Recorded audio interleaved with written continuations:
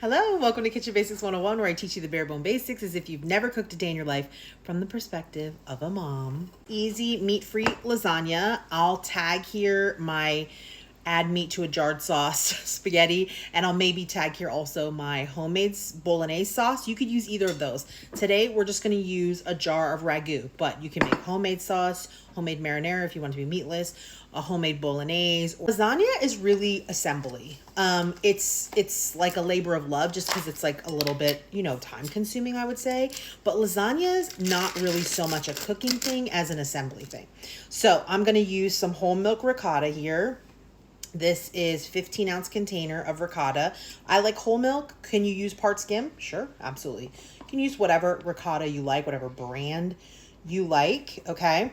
Some people make lasagna do a bechamel sauce, and we can do that if you guys want to do that, just so I can show you what that looks like. But me, I prefer it with ricotta. We're gonna season our ricotta because it doesn't have any flavor. So we're gonna put just a little bit of sugar, and don't get panicked. It's not gonna be sweet. You just wanna put a little bit of sugar. And then I'm gonna do probably like a tablespoon of parsley. You could totally use fresh parsley. Season it with salt, just a little bit of salt and some pepper. I really like pepper, so if you ever see me put pepper, I always put a lot of pepper. And then I'm gonna mix it up, and I'm gonna give it a little taste to determine that we are there, that it doesn't need any more salt, doesn't need any more pepper. And the reason that we season the ricotta is you should really try to season every component if you can. That will make your finished product have a lot more flavor. You'll find if you just season one component that when you put it all together, you're like, oh wait, something's missing. And that needs just a smidge more salt and just a touch more sugar, okay? And I'm using cane sugar, which is a little bit less sweet than white sugar. I would say maybe half a teaspoon or a teaspoon. I'll go a whole teaspoon of sugar. Okay, so that's ready. Add the egg. You can't taste it anymore, so I'm gonna add an egg to my ricotta mixture, and this is just as a binder. I think when I made lasagna last time, I forgot to add it, and my lasagna was a little bit wet. So adding an egg to this is just going to help it firm up, stay together. Testing out a new pan set, so we're gonna see if it's big enough to hold our lasagna noodles. Comes with these great lids. We got our water up to a boil. We're gonna generously salt our water. I'm gonna give it a little stir. I'm gonna stand here for 1 second so I can get my noodles down into the water. This is the largest pan in the set, so I wanna see if it will hold pasta noodles. A little bit of a tight fit. It came with this other like deep, more of like a stir-fry frying pan. I'm thinking maybe this would have been better. I'm prepping to grate my mozzarella. Now, do you have to grate your own mozzarella? No, you can totally buy the bag pre-grated stuff. I just think that the texture and the flavor is better if you grate it yourself. But if you don't want to, don't. No big deal. This is a 1 pound. Since I have the grater, I mean, it goes so quick. It's like no reason not to, and I just think the flavor is better. But again, it's totally a personal preference thing. So we're gonna grate up the mozzarella. Now, I would normally grate up my Parmesan cheese as well, but the Instacart driver accidentally got me already grated Parmesan cheese, and she felt so bad, and it was like a whole thing, and I was like, you know what, girl, don't worry, I'll use it. So I don't have to grate the Parmesan, but I am gonna grate the mozzarella. So, can't win them all, right? I felt so bad for her. So maybe I'll use the guard. There is a guard, a pusher. I just always use like the next piece of cheese until I get down, but this cheese is a little bit soft.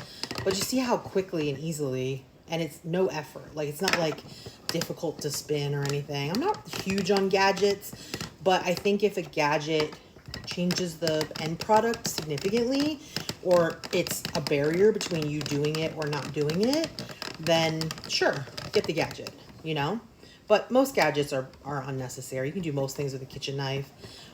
Maybe not grate cheese. Look at how much mozzarella that makes. Amazing. Okay, I'm gonna take some of my, like half of my mozzarella, and I'm gonna add it to my ricotta. So I'm gonna do like half. Maybe I should have got low moisture mozzarella. That mozzarella feels a little moist. We'll see. And then I'm gonna do maybe a cup maybe of Parmesan. My palm's about a half cup, so I think that's about a cup. And then I'm gonna combine. Now we can't taste anymore because we've added our raw egg in here.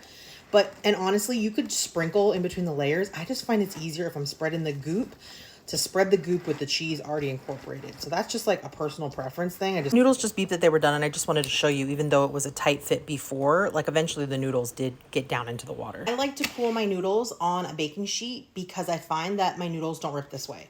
So I pull them out with my tongs and I lay them on a sheet pan. I feel like if you put them in a strainer all on top of each other, when you try to pull them apart, you're gonna rip them up.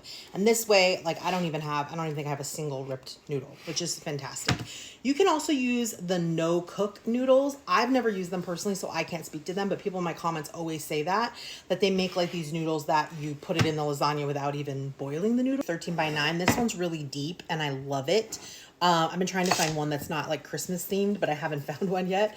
Everyone always tells me Costco, but when I go to my Costco, it's all gone. Like I think other people, okay, I can't open this, hold on. I've got my sauce. Again, you can use homemade sauce. It's not about the sauce, right? So we're gonna cover the bottom with sauce so that nothing sticks. Here's the thing, there's no exact science. Don't be so worried, okay? And here's why. It's all gonna cook up and melt together and become a magical thing, okay? So don't stress yourself out too much.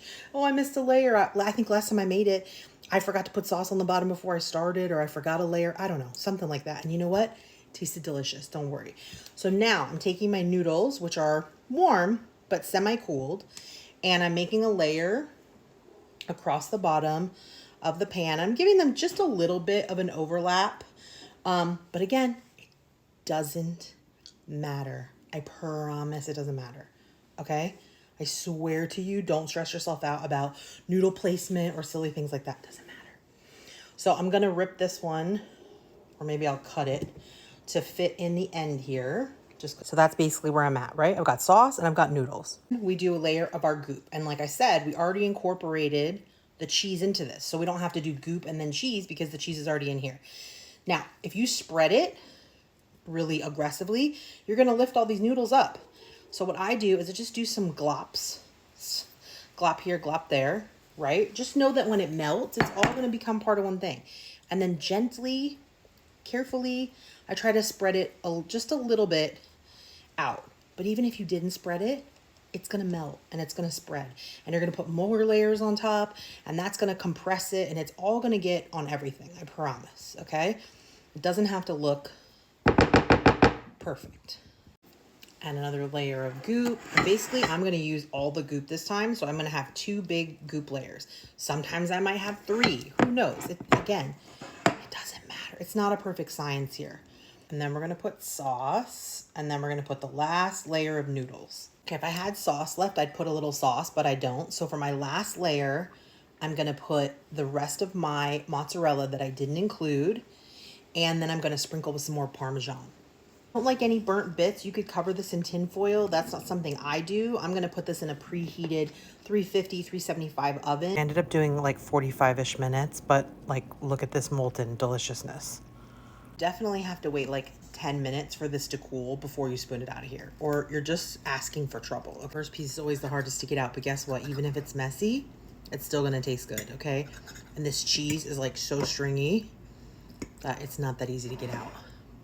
Taste test time. It's so hot.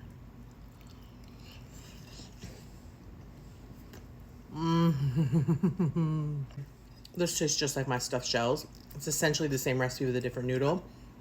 It definitely changes the flavor if you do a meat sauce, but man, is it easier than stuffed shells. I vote lasagna every time. So good. So cheesy. So flavorful. Super filling. It's gonna feed a whole family for sure. 10 out of 10. Recommend. So easy too. What else I love about lasagna is it heats up leftovers so well. Like, this is gonna taste even just as good tomorrow.